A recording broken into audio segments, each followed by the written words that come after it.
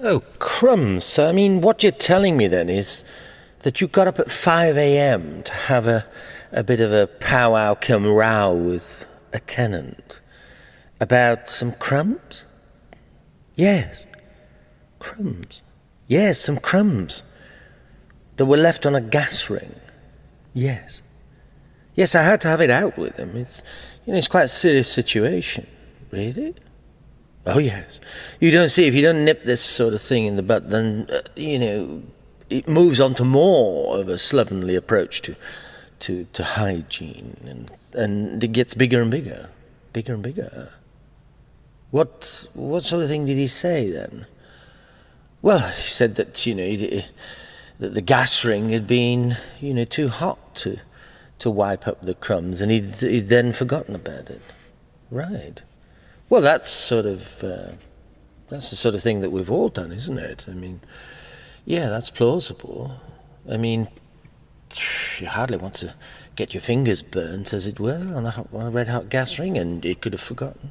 Well, be that as it may, I've had to tell him and have it out with him, and I did mention, that I was once thrown out of, it was a much more palatial residence in Malibu. I was thrown out of my abode by a French guy who, was renting me some space, and when I got back, he'd put everything on the stoop, and when I said to him, what are you doing? He told me, that he couldn't live with anyone with a slovenly approach to things, and yeah. And that was it, he ousted me, evicted me. So it's about crumbs then? Yes. I mean, like the French guy said, crumbs, it's crumbs that broke the camel's back.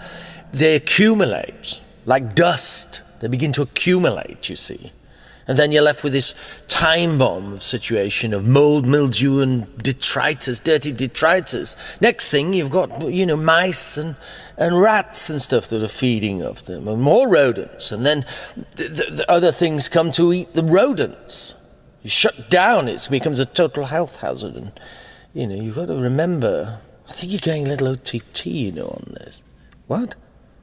You're going a little OTT. Not at all.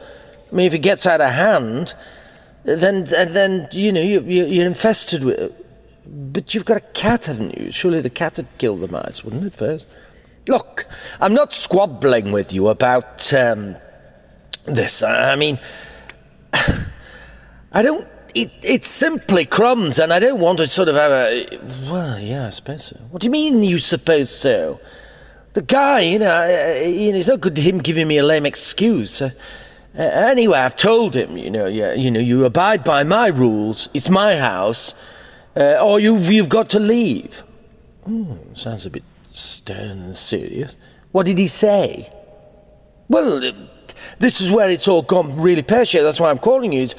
That's why we're here, because he's reported me to some council body or something, and they've took it further, now in some sort of claims court and some sort of adjudicating system for abusive behaviour. Just because I had it out with him, I asked him to leave. Oh,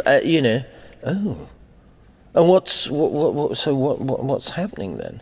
Well, it's gone to such extreme nonsense. The council, they've sent a woman round with endless clipboards and paperwork, and she served me an order because I got a bit sort of irate with her. She served me an order that I can't come within, a restraining order sort of thing, the council order, and I can't come within half a mile of this guy now. Oh, so what does that mean? Well, it means, for Christ's sake, that I've had to move in with my mother.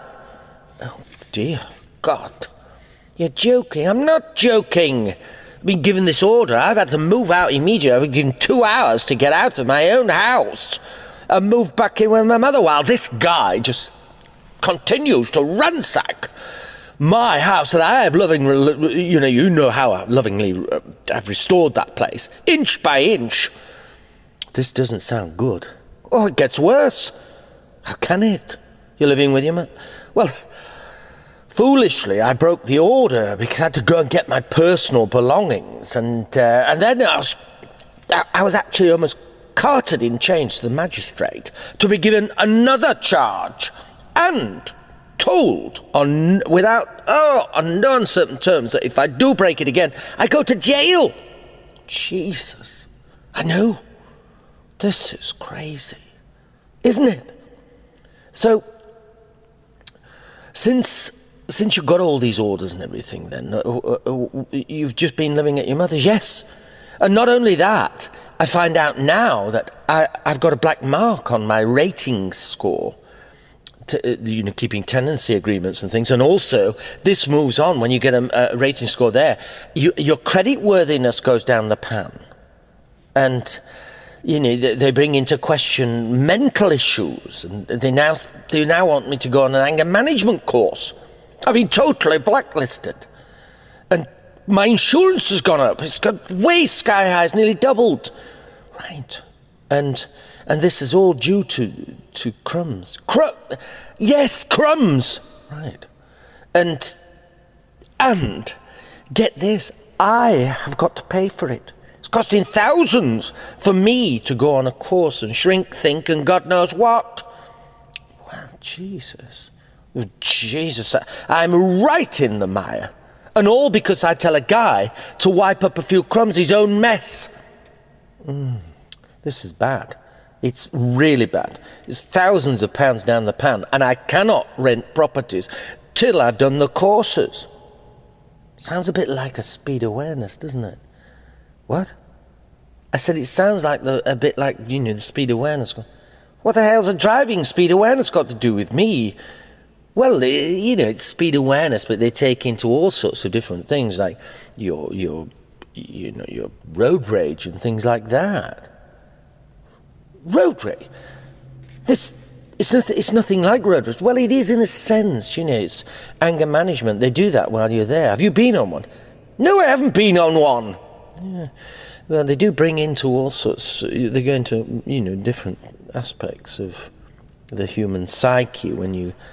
Oh, look, let's get back to the management. It's going to cost me, above £3,000 or £4,000. And not only that, the guy who's now in my house, the claimant, as they call him, is doing me for damages. Distress, if you please. Damages. He wants to, yes, domestic terrain trauma, he's calling it. He's taking me to the small claims court for £10,000 due to me, trying to, causing him a bit of a distress and telling him that if he doesn't obey by the rules, then I'm going to have to evict him. Ooh, this is turning into something serious. You're too right, it's turning into something serious. I'm the one that's been evicted. Yes, well, mind you, I'm not being funny, but, you've got to be careful. You can't just evict. Is he a professional type chap? Oh, well, he must be if he's getting up at 6 o'clock. What time does he get back? What, doesn't matter what time he gets back. Well, 12, 14 hours. He must be a professional guy. I mean, you've got to be careful, about throwing these guys into the street. Look, I was only telling him to follow the rules. Yeah, your rules, and obey your commands, But, I mean, is this the thing you should do? It's my house! Well, it might be, but, hey, everyone has rights now, you see, human rights. Blair brought them in. Who? Tony Blair. Who gives a damn about him? He bombed the entire Middle East for no reason, apart from some trumped up... Well, listen, we're getting off the track here. Look, the guy was making a mess. I just, firstly, politely, and then it got a little bit sterner, I know. But you say it was just crumbs. What sort of crumbs were they? Crumbs? Well, were they breadcrumbs or... Who the hell cares what crumbs they are? Biscuit, baking? I don't know what crumbs he'd made. Calm down. I mean, maybe you do need a little bit of management on your anger there. This domestic terrain warfare takes place, so the sounds of it. I'm only your sort of agony aunt uncle's concern. Crumbs. Yes, crumbs. You see, well, this is how things escalate, you see. You know. So I've noticed, if you don't mind me saying, that since you became a man of substance, and shall we say, that, your power, you've gone a little bit sort of power over poverty, as it were. You're exerting